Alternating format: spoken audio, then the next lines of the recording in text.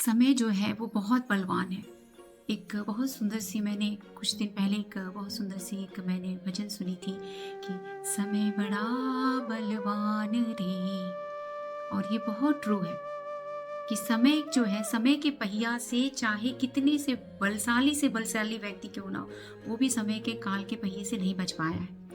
और इसकी शुरुआत स्वयं कृष्ण भी बोले हैं कि समय जो काल है वो कैसे काल का ग्रास जो है सब कोई को बनना पड़ता है। तो ये भगवत गीता का श्लोक है, कृष्ण की ऑपुलेंस के बारे में बता रहे हैं और श्री कृष्ण बोल रहे हैं, कालो अस्मि लोक क्षय कृत प्रवृत्तो लोकाना समाहर्तुमिहं प्रवृत्ता ऋते अपि त्वां न भविष्यन्ति सर्वे ये वसिष्ठा प्रत्यनुकेषु योद्धा। तो भगवान श्री कृष्ण कहते हैं कि मैं समस्त जगत को विनष्ट करने वाला काल हूँ और मैं यहाँ समस्त लोगों का विनाश करने के लिए आया हूँ। श्री कृष्ण बोल रहे हैं, time I am the great destroyer of the world and I have come here to destroy all people. और ये कितना सही है ना कि समय जो है इतना शक्तिशाली है कि सबको काल का ग्रास होना ही होता है। और उस समय वो काल के लिए जो ये नहीं फर्क पड़ता है कि ये बहुत बलशाली है तो इसे काल का ग्रास नहीं होना है। तो ये श्लोक जो है हमें क्या सीख देती है, क्योंकि भगवत गीता का हर श्लोक से हमें लर्न करने को मिलता है। ये श्लोक से हमें ये सीख मिलती है ह्यूमिलिटी, हम्बल होना।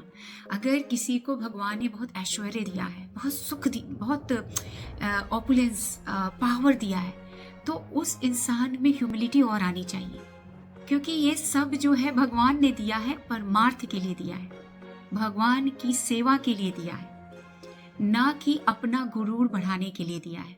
और क्योंकि काल से तो कोई बचा नहीं है, और मैं एक बहुत ही अच्छी सी एक स्टोरी है जो अलेक्जेंड्रा द ग्रेट की स्टोरी मैं बताऊंगी। और मैं क्यों बताना चाहती हूँ, क्योंकि वो विश्व विजेता थे और ऐसा कहा जाता है कि उनकी जब मृत्यु होने वाली थी तो कितने बड़े से बड़े डॉक्टर उनके इलाज के लिए आए थे और कोई भी उन्हें बचा नहीं पाए। जब उनका ट्रीटमेंट जब चल रहा था तो उस समय अलेक्जेंड्रा ने मौत को, और जो बोलते हैं ना कि लाइफ की फिलॉसफी को, ऐसा कहा जाता है, बहुत पास से देखा। तो उन्होंने अपनी 3 इच्छाएं, 3 विश जो है लोगों को बताई कि जब मैं मरूंगा तो मुझे क्या करना है। तो उनकी जो 3 विशेष थी वो एक ये थी कि जब उनका जनाजा जाएगा, जब उनके बॉडी को लेके जाया जाएगा तो उसको बॉडी को उठाने में उनका डॉक्टर भी शामिल होना चाहिए। और ऐसा क्यों? क्योंकि वो ये बताना चाहते हैं कि दुनिया में कितना ही बड़ा से बड़ा डॉक्टर क्यों ना हो, वो भी मौत को बचा नहीं सकता है।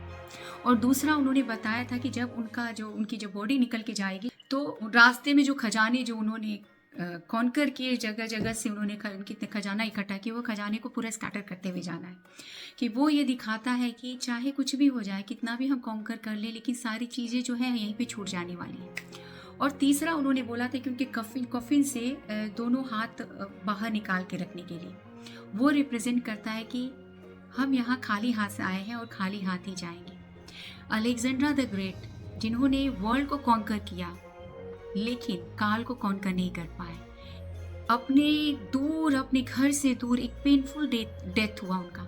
ये हमें क्या सिखाता है? और ये श्लोक जो कृष्ण का है, वो श्लोक हमें क्या सिखाता है? ह्यूमिलिटी सिखाता है कि चाहे हमारे पास कितनी हम आगे क्यों ना बढ़ जाए मटेरियल वर्ल्ड में, लेकिन हमें हमेशा याद रखना है कि मिलना हमें धरती में ही है। तो क्यों ना हम आसमान को छू भी रहे तो हमारी जमीन पर पैर जो है ज़मीन पे रहे।